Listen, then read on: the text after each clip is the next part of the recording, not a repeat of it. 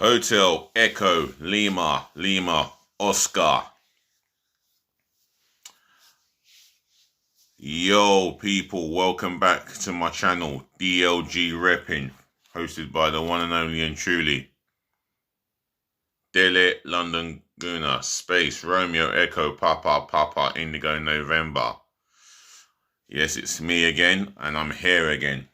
So I'm gonna do a roundup and a review of all the Premier League games that happened over the weekend. And I'm going to start off. Before I start off, I'm going to remind you guys to make sure you leave your positive feedback in the comment section below. Your thoughts, your opinions, all welcome in the comment section. Smash the thumbs up like button for me, yeah, in abundance. Make sure you share this channel all over the world, yeah, virally, and share it amongst your friends and family, and spread the word about spread the word. Tell them about DLG Repping, yeah, especially for the new ones, and make sure they share it amongst their friends and family. As I always say, smash the subscribe button left, right, and center galore, and passionately, please. Smash that subscribe button for me, yeah? And amongst commenting, liking, and sharing. Do all of that for me, yeah? And I appreciate that forever. It's all love on this channel, no matter where you're from, what gender you are, race, etc. So let's start off with the first game, where I was. And I'm wearing these colours of Arsenal Football Club because I am proud. As you can see, I am proud of my football team and their performance. Unfortunately, it ended in defeat from one referee who is our personal enemy. He is Arsenal Football Club's personal enemy, and he goes by the name of Stuart Atwell. He destroyed the game. A game in the first half that Arsenal were the better performers. Restricted City to no shots on target. It says it all. And in the 55th minute, it all changed. You know, we should have had a penalty in the first half. I've seen them given. Those challenges. I've seen those tackles by the goalkeepers go wrong, and I've seen them given. But yet, he was told by VAR not to go and look at the situation. Well, why couldn't he have used his initiative? He saw what happened to Odegaard. He had a clear view. If he's not sure, the screen is there for him to go and have a look. He shouldn't be told to go and have a look. He should use his common sense. Where is the clarity? Where is the consistency? Both video assistant referee and Stuart Atwell were abysmal. And that's for Stuart Atwell. Oh, Lord. I saw him give most decisions to Manchester City, many controversial decisions to them, and it really peed me off. For Manchester City, they won the game on 2 shots on target. I mean, Rodri scores the winning goal, takes off his shirt and goes to the opposition fans, being the Arsenal fans, and celebrating, and he had missiles pelted at him and his teammates. I suppose if you go back 2 weeks ago, I can't be criticising him or over criticising him, because I see that we went to Leeds United, we scored 3 first half goals, and we're celebrating in front of the Leeds fans. That's citing for trouble. You know, just look at Matthew Loughton, ex-Aston Villa right back, Burnley right back nowadays. He had a bottle thrown in his head and he had to be treated for injury. You know, my warning is just, if you're going to celebrate footballers, if you're watching, you professional footballers, you modern day professional footballers, if you're watching and you score a goal, try and not to celebrate in front of the opposition fans, because one day you'll have a coin thrown at you and it might just hit you in the eye and blind you for life in one of those eyes, left or right. And if it does happen, it serves you right. Anyway, off subject a little bit. Um, I was so proud of the performance. So proud of the way that we performed off the ball, where we were aggressive to them. We matched them as a team. We pressed the ball as a team. Outpassed them, and Thomas Partey had a formidable game. He was our man of the match, hands down. And I'll tell you something here. On another day, we look at Gabriel Martinelli's opportunities. He had 3 opportunities and he was unlucky not to have a shot on target. Because on another day, he possibly has a hat-trick. He actually possibly has a hat-trick, realistically. Well, at the end of the day, it is what it is. Gabriel gets sent off for 2 bookable offences. One for dissent, which Atwell booked him for. And the other one, was for a clumsy but reckless challenge on Gabriel Jesus. He got too tight to Jesus. Jesus turned him, and he decided to stop him halfway. Well, it was a second yellow card. It was a first yellow card, but the first one for dissent, I'm sure players. I don't know what does Gabriel dos Santos actually speak well of English that well. Does he or does he not? Arsenal fans, football or Brazil fans or any football fans, leave it in the comment section below. However, he got the sending off. He's going to be suspended for Thursday night's game against Liverpool, Carabao Cup. That's fine, but the league is more important. That's our be or end all. So we concentrate on that. But moving on, it finished Arsenal 1, Manchester City 2. And Pep Guardiola even said that we were the better team. That speaks class and volume of the manager. Big respect for you, Pep, from coming out and saying it on national TV. Takes a lot of courage. Got my respect there. Right, next game, Watford v Spurs. A game that looked like it was dominated by Spurs. Dominated the chances. I think Buchanan, the Watford goalkeeper, was their best performer. He made some terrific saves and vital saves. And towards the death, Davinson Sanchez, he scored from a set piece. Stupid set piece that a Watford player gave away. It might have been Kuka, who got sent off at the Emirates. That's how I remember him. He may have been the idiotic culprit that gave the free kick away, or someone else.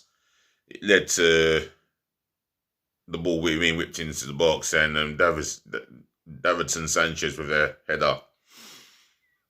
For all that hard work, Ranieri would have liked to have come away out of that game with a point. But it wasn't to be.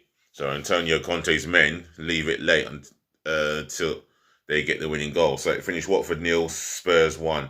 Crystal Palace v West Ham United. Wow, what a game at Selhurst Park. I think if you look at the start of the game, I think Palace were a lot more sharper, a lot more enthusiastic, a lot more aggressive in their play. Attacking play, should I say. And they could have had the lead. They could have scored the first goal of the game. They had opportunities to do so. And with West Ham, when they went forward, they looked dangerous, and you could tell how much they wanted it. And they were, they were worthy of their lead in the end. Maybe the going 1-0 might have gone against the run of play. Or maybe it was something West Ham deserved. But it was worth it. Let's see the goal scores. Oh, for crying out loud. Let's have a look. Alright, let's go to Sky Sports. Do bear with me when I find out who the goal scorers were in that game. Oh no, did I come here? There we go, getting there. I think Benrahma got a goal, but I don't think he scored the first goal of that game. There we go. Mikel Antonio scored the first goal of the game. I think it was a header. And Manuel Lanzini, what a fine strike. What a fine strike. Those 3 touches and teasing himself up for a volley, giving the goalkeeper Greater no chance. And he scores a penalty, I think 5th minute of some stoppage time of the first half. But credit to Palace with 10 minutes to go. Odsonne Edouard gets what looks like a consolation, and then Elise gets a free kick on the right, whips it in swinger. No one's touched it, and he's found the net at the back stick. However, it was just maybe just too little too late for Crystal Palace and for Vieira to revive that challenge. However, it finished Crystal Palace 2, West Ham United 3. Moving on to Sunday's game. Brentford v Aston Villa. I think the visitor started off quite quickly and very sharply, and Danny Ings got onto the score sheet. But knowing Brentford, credit to them, they kept going. No heads were dropped. They kept playing a certain style of football. Composure, you could see it was there. And not once did they happen to have their heads down. And Wissa got the equaliser, 3 minutes to stoppage, 3 minutes to half time, to the disapproval of Steven Gerrard. And then 7 minutes to go to the full-time whistle. A guy called Rasmussen gets the winning goal. And what he gets, he puts Brentford ahead, which proved to be the winning goal. So finished Brentford 2, Aston Villa 1. Everton v Brighton, and well, what a game at Goodison Park. McAllister opening the scoring in the 3rd minute, and Dan Burn, after 20 odd minutes, he's found himself scoring from a set piece. Poor defending by Everton, if I dare say. But McAllister took his goal well, I will say. And he scored again Anthony Gordon pulled one back for Everton before McAllister scored again with a fine strike.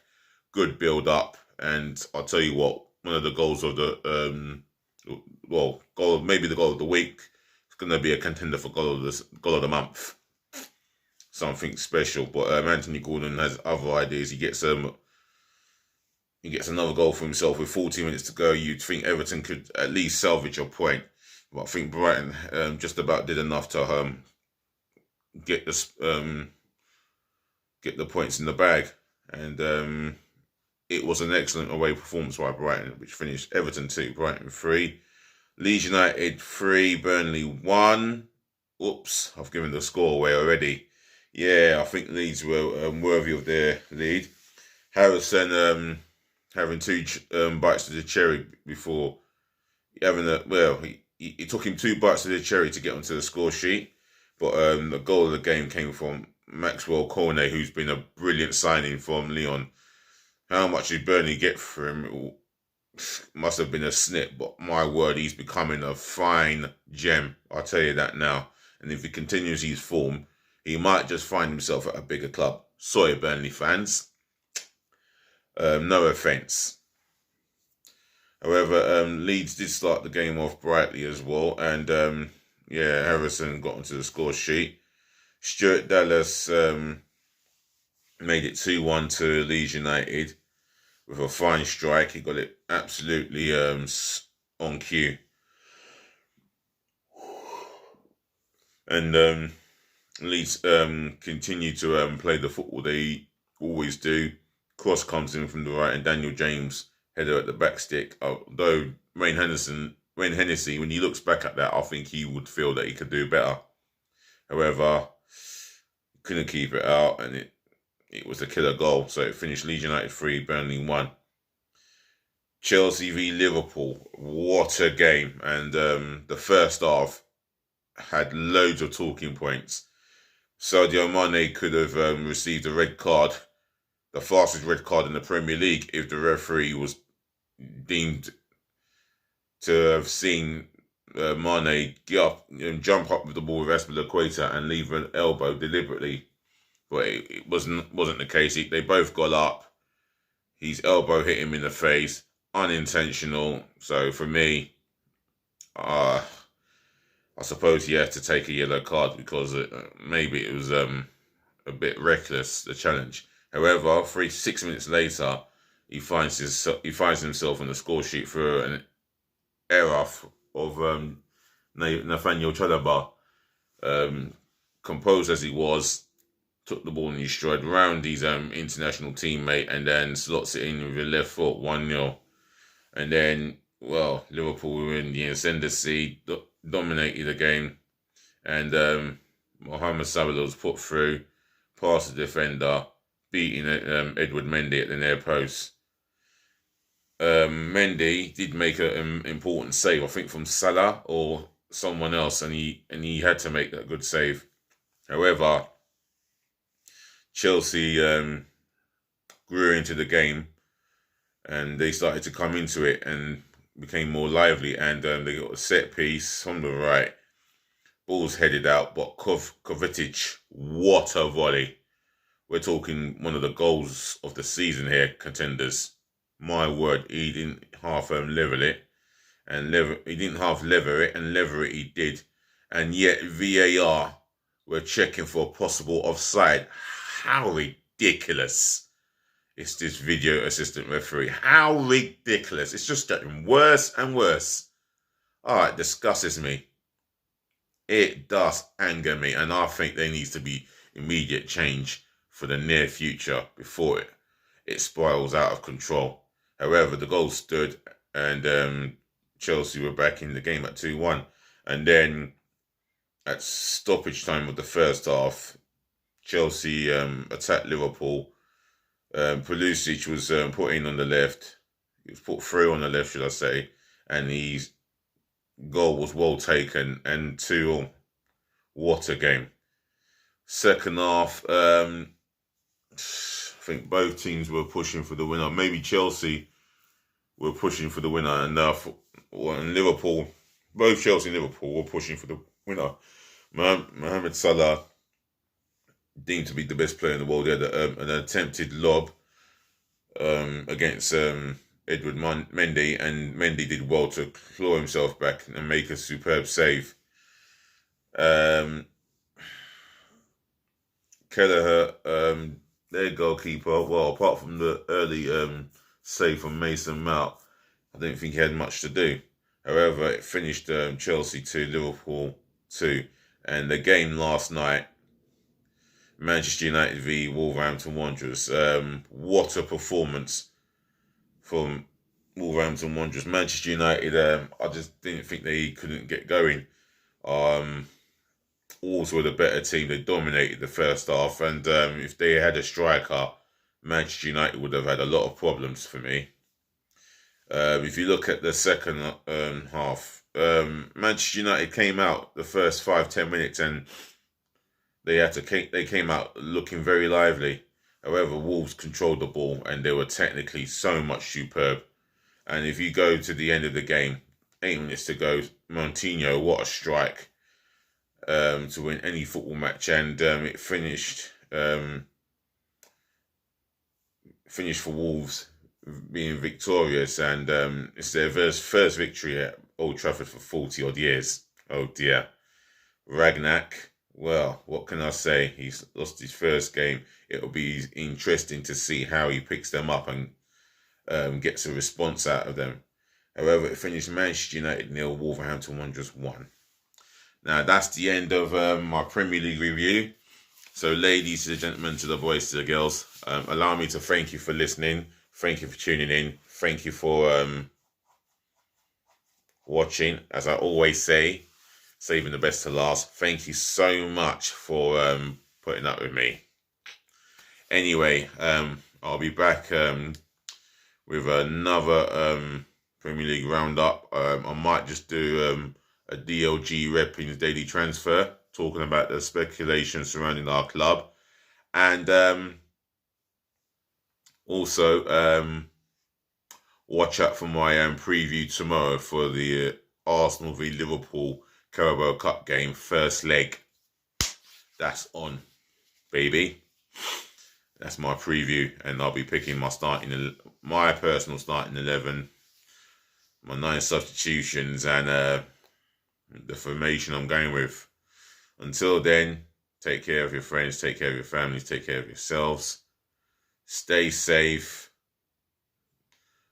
Keep protected from COVID. All I need to say is peace again, love again, and bless again. Until next time, DLG repping. Looks forward to talking to you. Just please be nice.